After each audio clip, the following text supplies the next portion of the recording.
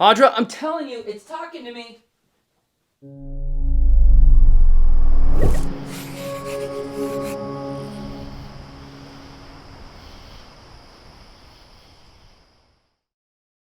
Hi, and welcome back to the show.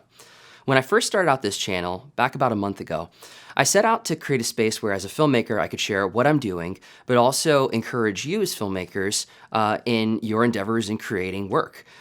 Part of that is going to be learning what the tools are and some of the tricks and some of the skills necessary in order to do this line of work. In last week's episode, we went behind the scenes in the studio here to see how I light for these YouTube videos. What I'd like to do today is do a breakdown of my rig for the Blackmagic Pocket Cinema Camera 6K.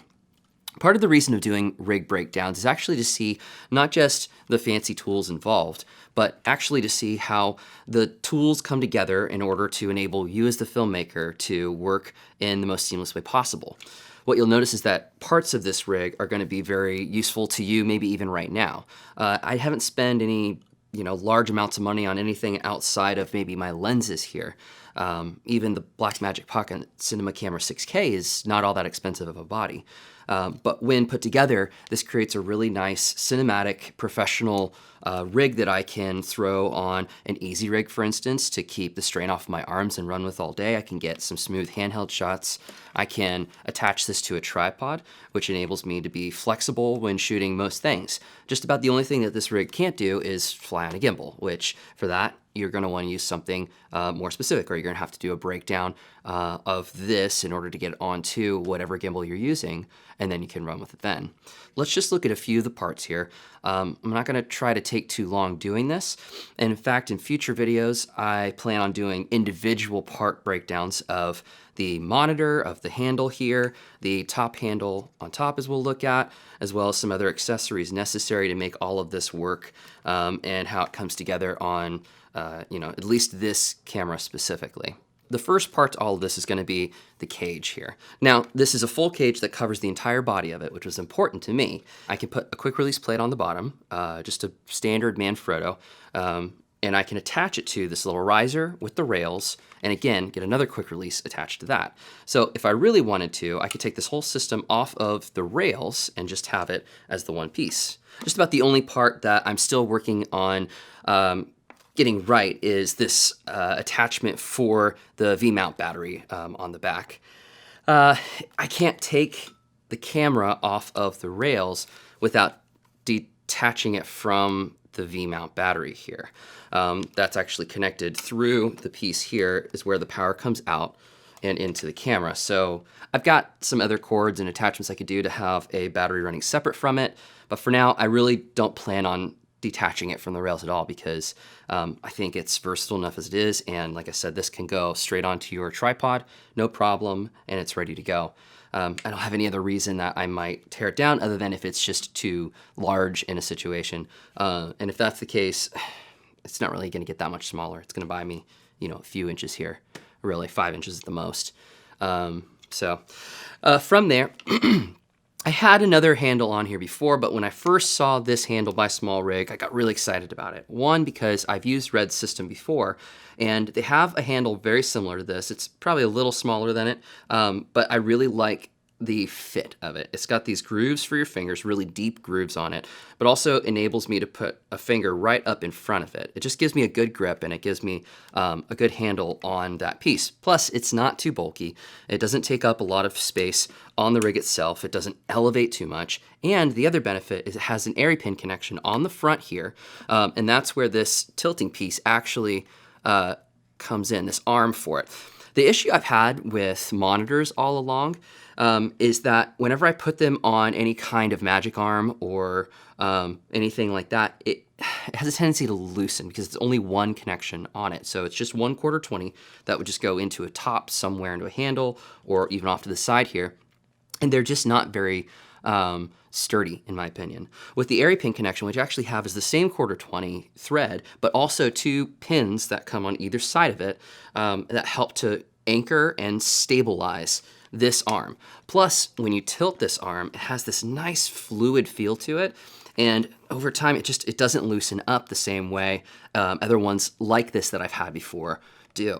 I have yet to have any issues with it. It feels really nice. And again, I want to liken it to the Red system because it's a really well-developed system for handheld, production. And it gets me feeling a bit more like I'm using something like that. It just feels meant to be put in your hand and go and have a nice, real and gritty look to it, and makes me fluid and move quickly. If I'm running any B-roll shoots on branding pieces or whatever it might be, I can go handheld. I can put it on to 60 frames per second and get something really smooth, nice looking out of it, and not have to spend too much time in setting up a tripod or whatever else rigging I might, need to put on it. One of the last things I want to do with this piece is actually to put in a quick release, just like a frog clip at the top here, so I can actually get my EasyRig connected to that. It's actually an off-brand EasyRig. I'll cover that one in a future video too. But it's the same system regardless. It's this backpack that you have with an arm that releases the tension and puts all of the weight onto like your hips and lower back instead of onto your shoulders and into weird places that really can cause problems in the end. That's something I'll cover too, is really trying to make sure that as a filmmaker, and if you continue to do camera work yourself, you got to make sure that you're protecting yourself, because the number of camera operators I've come across that have hurt their bodies in really dramatic ways over the course of a 20-year working time span, that they're having surgeries constantly and not able to do the work that they used to do, and it's just really complicated for them. Start now. Don't get stupid. Start now by protecting yourself. So the next piece I want to cover is going to be around the side here, this handle. The other thing I like about, again, the Red system and some of my favorite cameras I've worked with are the ability to have these hands just off to the side. Now, I can't on both sides of it, and I don't necessarily need it on both sides because I'm going to be oftentimes kind of running with my arm underneath and on the lens here, trying to rack my focus. Or if I have a follow focus off to the side of it, I'm gonna be over here on the follow focus, so I can't really get a hand on it regardless.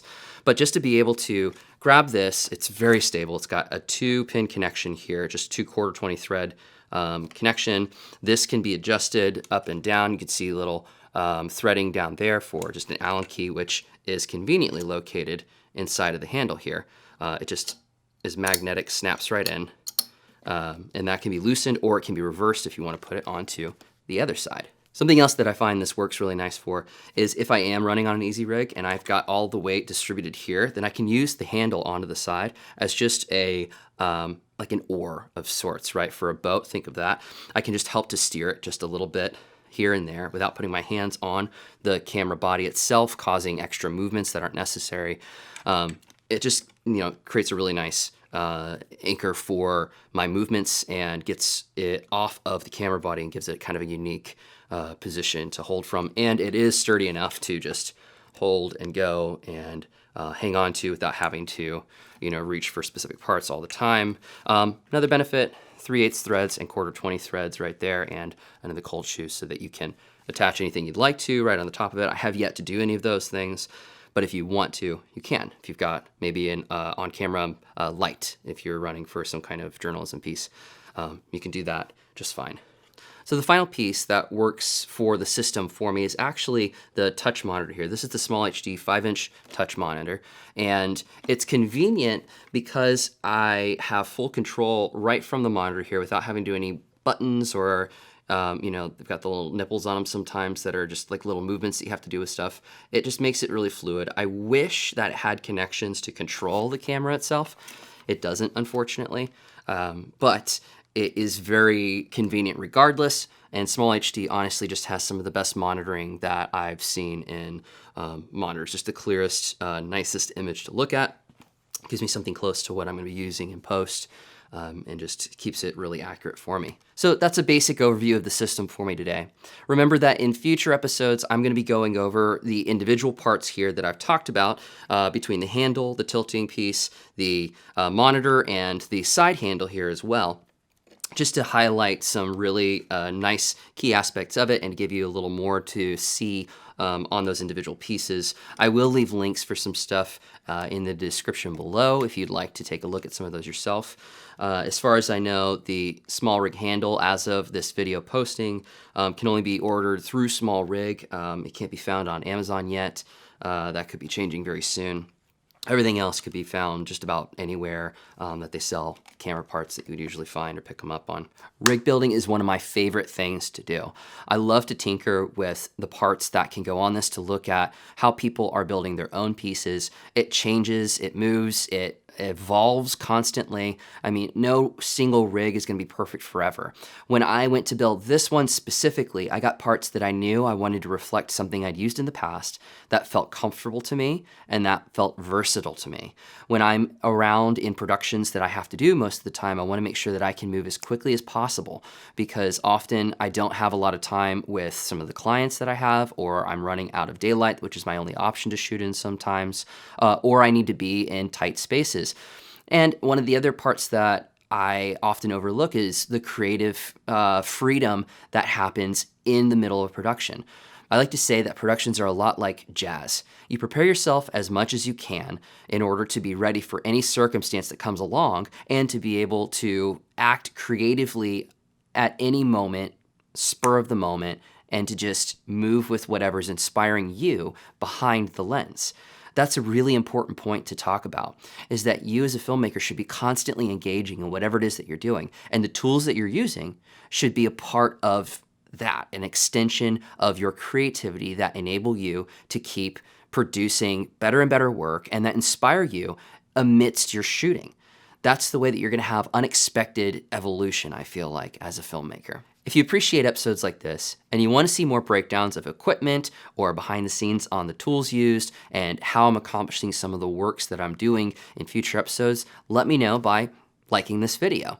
Or you can share with me some of your favorite build outs and the parts that you're looking at using on your next rig. I can't even begin to say how much it means to me that you're joining along in this adventure of creating this YouTube channel. If you like what I'm doing, go ahead and hit subscribe and that notifications bell so that you can get all the latest news and content as it comes out. That's it for today. Thanks for joining me, and I'll see you next week. Audra! It's doing it again! Hey, come back. I just wanted a cup of water.